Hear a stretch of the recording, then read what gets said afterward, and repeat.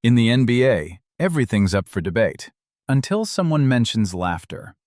There's only one name that echoes: Kawhi Leonard. I'm not sure if he wants me to say that. It's kind of personal. It's personal.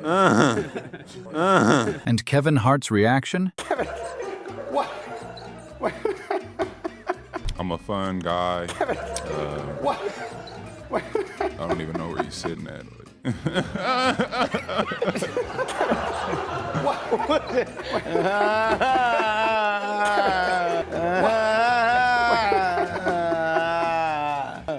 It's like not even a laugh. It's like a.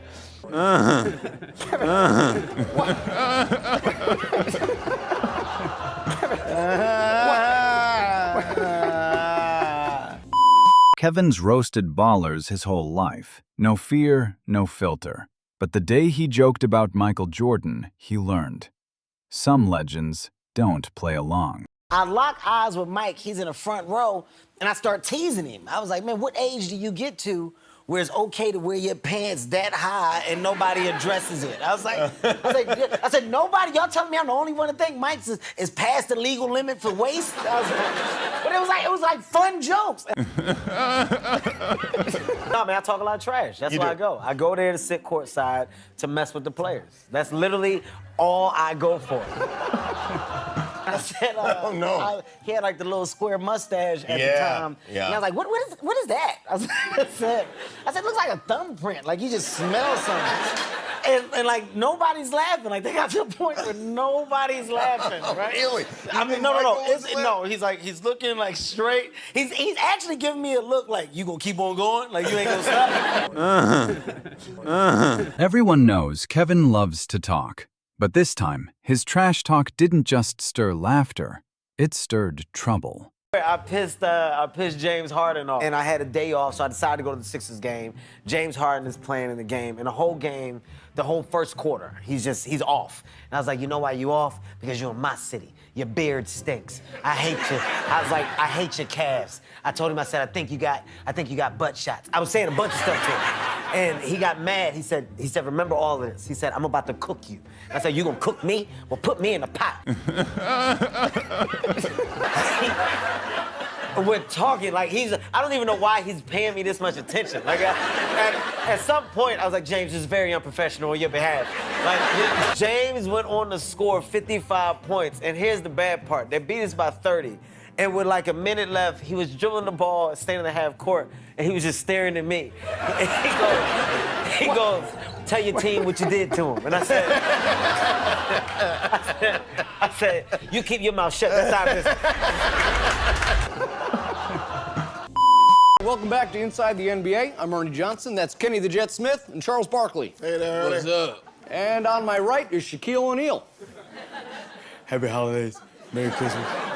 Very merry. If you're Jewish, happy harmonica.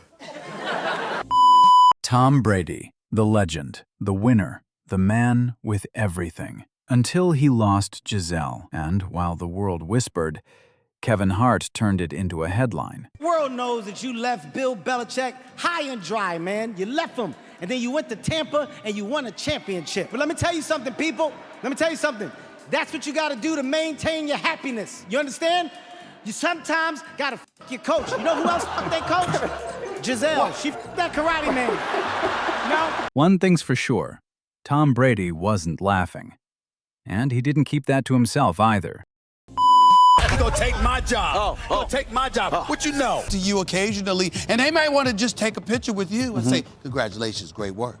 With me, they want to debate. My life is harder. I gotta ask you a question. The hat, it's one thing to wear the hat backwards. Do you have an afro under that or something? It looks very, very high. You know that moment when someone crosses the line, thinking it's just a joke?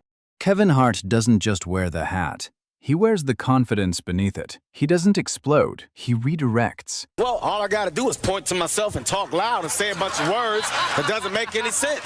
That's all I gotta do. And let me tell you something, Skip. Okay, I'm not gonna talk about the severity of this man and the severity that he... Well, Steven, here's what I want you to realize.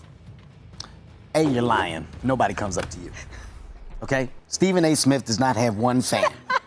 Not one. There's never been a request for a picture. There's never been a request for a debate. Well, I'll tell you is what. there a I'll reason- tell you is that what. Hey, that's none of your damn business, okay? Whatever's going on up under my hat is none of your business. The only information that you need to know is that I don't have a mushroom on the top of my head like you. That's right, Stephen A.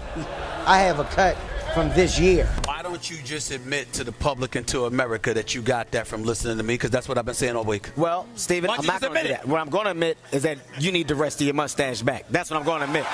Okay, that's what I'm going to admit. I don't know what he did. I don't know what he did up here. Well, listen, I don't know what he did up there, but I want you to grow the rest of that. There's too much space. Damn.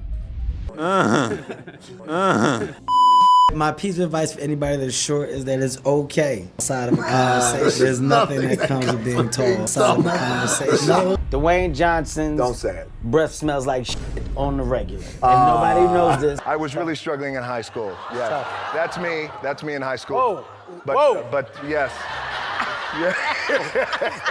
Don't laugh like that. Don't. Whoa. That's okay. Well, there's my picture. Whoa. No, well, What just happened? what do you don't? What?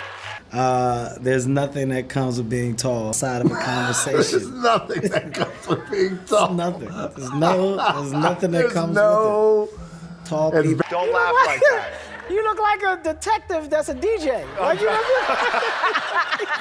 I'm trying. Don't say it. Breath smells like shit, and nobody knows it. Don't say it. Dwayne's got a tattoo right above his ass that says, "Come on." You wanna know where the eyebrow raise came from? It came from the reaction of people when he goes, "Hello," and everybody. Kevin's punchline lands, but the friendship holds. That's not just a joke. That's power with laughter, not ego. Divorce headlines, drama, stadium rumors, chaos everywhere. But Kevin Hart? He saw the chaos and turned it into comedy gold. And the end of Kim and Kanye in real life. In the divorce, Kim got the house and Kanye got the stadium. That's right. When they separated, Kanye moved into Atlanta's Mercedes-Benz Stadium. This is actually Kanye's room. Let's take a look. He really did move. Yeah. Then he went to a game Kanye got later that night that was on top of the stadium that he was sleeping up under. Yeah, but when they said, "Kanye, what you about to do after this?" I'm about to go downstairs and go to bed. What? Kanye got pantyhose on his face. Kanye walked in that looking like a bank robber from the 80s. Put the money in the bag. Luther? You know they could always see who was robbing them in the pantyhose. Say you jive ass. Put the money in the bag. What? Put Kevin Hart and Snoop Dogg in a roast, and sparks are guaranteed. But Kevin gives him a lesson. You can't outplay a comedian in his own arena. Now look, Kevin's from Philadelphia, right? Just like Bill Cosby.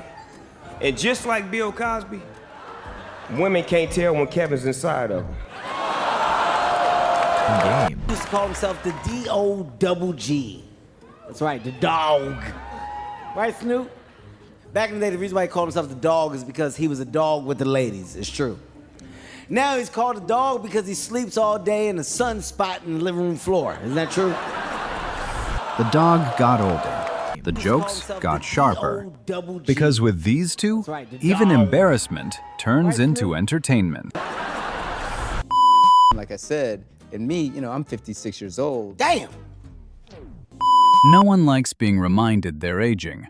But Kevin Hart just makes sure you don't forget it with a grin that says, "You'll thank me later." Like I said, in me, I'm 56 years old. Damn! I'm sorry. Because it was a thought. No, seriously. It was a thought. It was a thought, and I blurted it out. I did not mean it that way. I'm fine. Okay, but just understand I didn't mean it the way it came out. We'll take a poll on how you meant it with people here later after the show's over, but... I can sit up here and honestly say, buddy, that was from a place of love. Got it. Like, Oh, damn. that was from... Damn. Damn. Like, damn. You didn't... If we could play it back right now? Play it back. Like I said, in me, I'm 56 years old. Damn. These are two different dams. Play it back in slow motion. There wasn't no... I said.